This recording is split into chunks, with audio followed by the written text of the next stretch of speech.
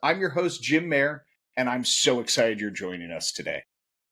Now, let me introduce you to today's guest, Rachel Marshall. Rachel is a co-owner of Excel Machine Manufacturing, a family-run CNC shop in Pleasant Grove, Utah. Alongside her husband, Luke, who's been a machinist for almost 20 years, Rachel has embraced nearly every aspect of running their business. Whether it's managing the front office, running machines, or delivering parts to customers, Rachel is all in. Outside the shop, Rachel leads a very active life. She's a weightlifter, a half marathon runner, and even competed in her first novice bikini competition this year. She's also a proud mom who loves the outdoors and summer sunshine. And bonus fun fact, she's a massive fan of mac and cheese.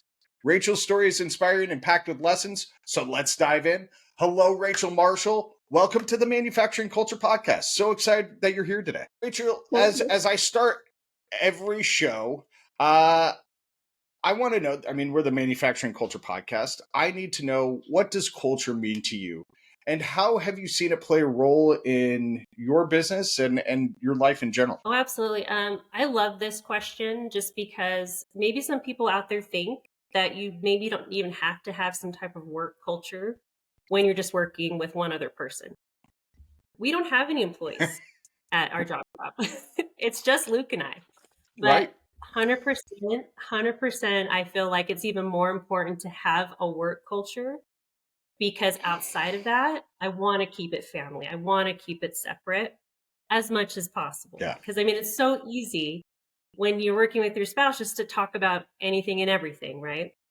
And now that we work together, we're talking about work. We're like, oh my gosh, we just left like an hour ago. Let's try and just, keep it aside just for a minute. But yeah, absolutely. Culture is very important. And, what is culture, right? We have an American culture. There's a culture that my dad's side, they're Peruvian. They have things within their culture that they keep within, and they've kept it that way for as long as they can remember, right? Yeah. But culture to me means everyone can contribute. Everyone can have respect for that contribution and find value in it. And then everyone has a focus and is focused at work. And by all means, have a good time.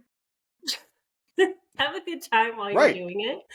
Absolutely. You gotta have You gotta have fun. Find something to love. Yeah, 100%. So, but I think especially this year, as far as our work culture goes, I think the top thing that we find ourselves constantly working on is communication. It's you hear it a thousand times, right? Over and over again, communication. But for a married couple working together, it's even that much more important.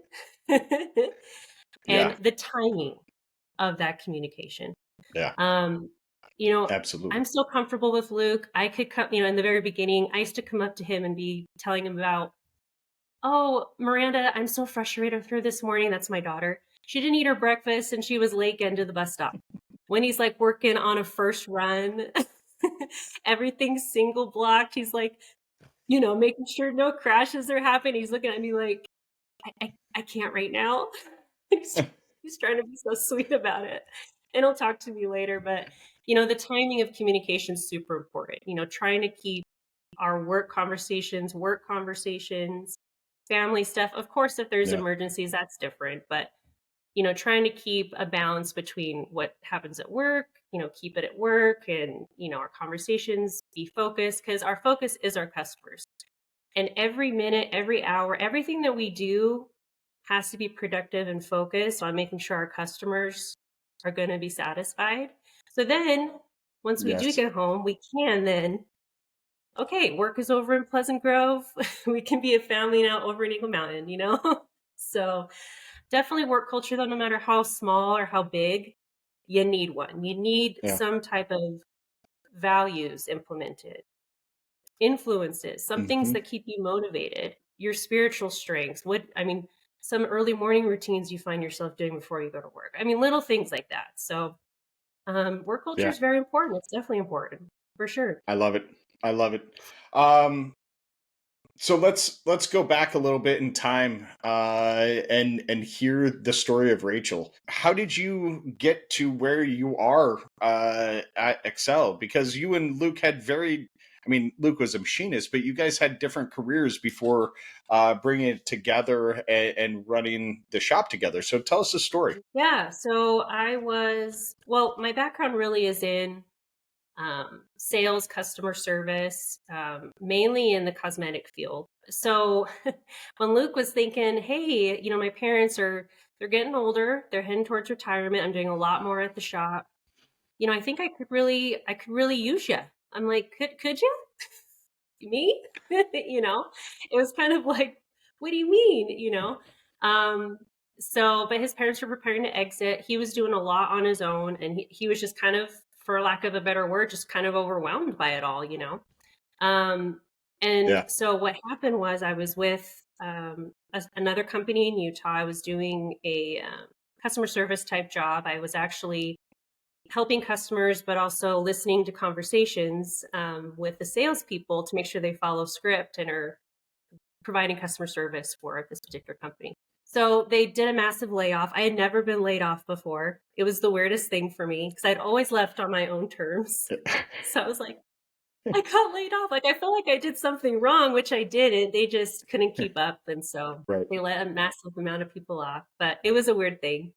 So anyway, just the timing of that, and with his parents preparing for exiting the shop, he was like, "Let's just try it out. Let's see how it goes." And I was like, "Okay, well, if it doesn't work out, this was your idea, your idea."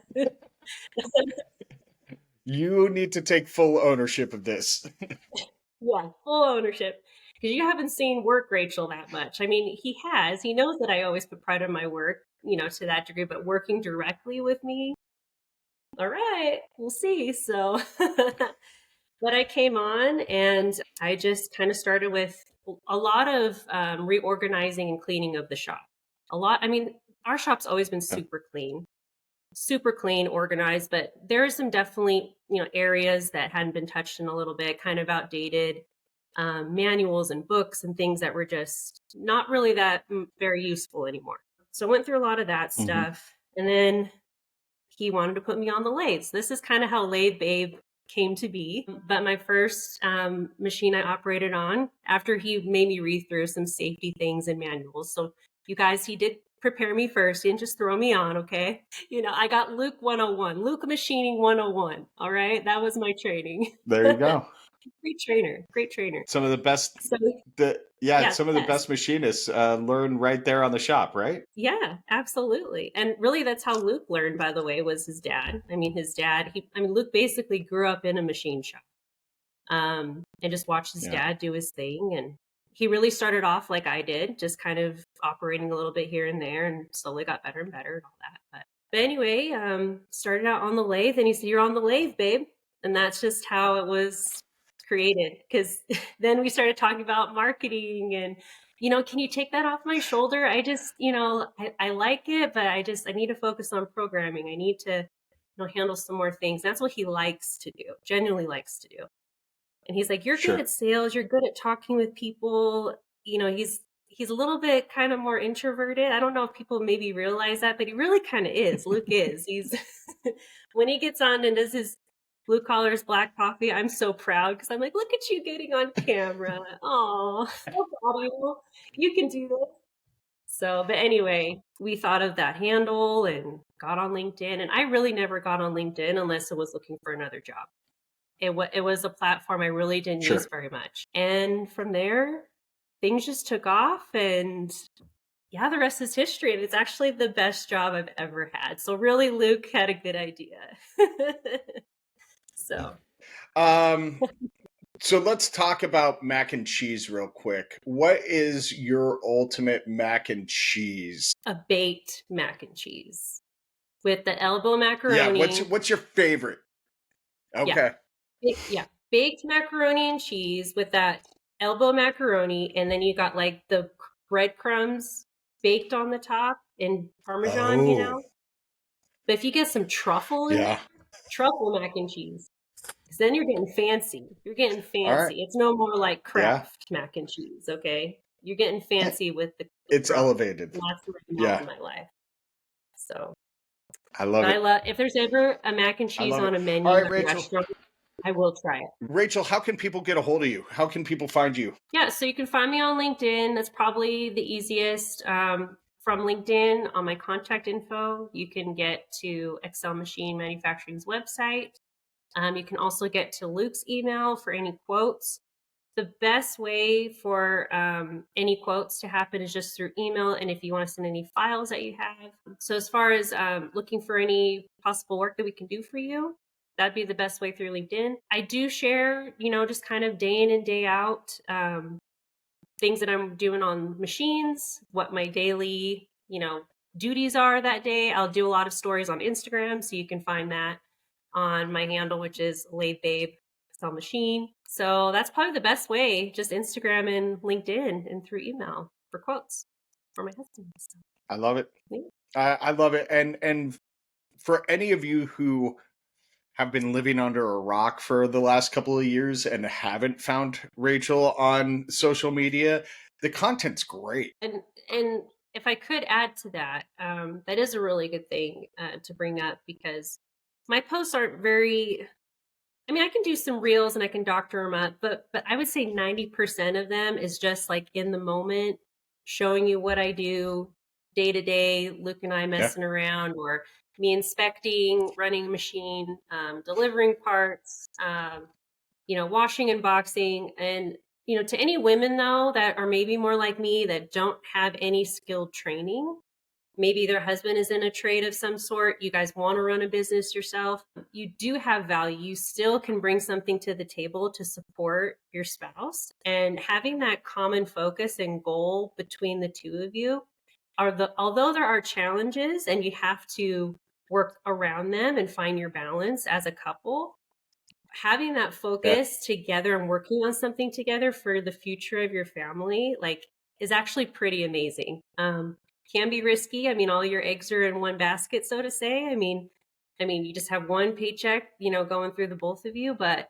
it really is worth it. And women, like, don't sell yourself short. Like, if I can come from makeup and sales and, still have value in a machine shop, you can do this too. Like, you can definitely still be helpful and add your skill sets and bring it to the business. So you can deal I love that, Rachel. Well done. That's your mic drop moment of the episode. Rachel, thank you so much for being on You're today, for welcome. joining me, telling about your journey, your story. You're just a really neat human being, and it was a lot of fun just chatting with you the couple of times that we've chatted. So thank you for being on today.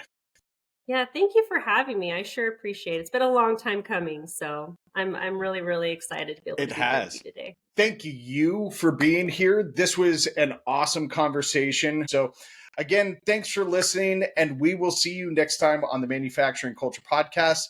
Until then, take care, and please come tell your story.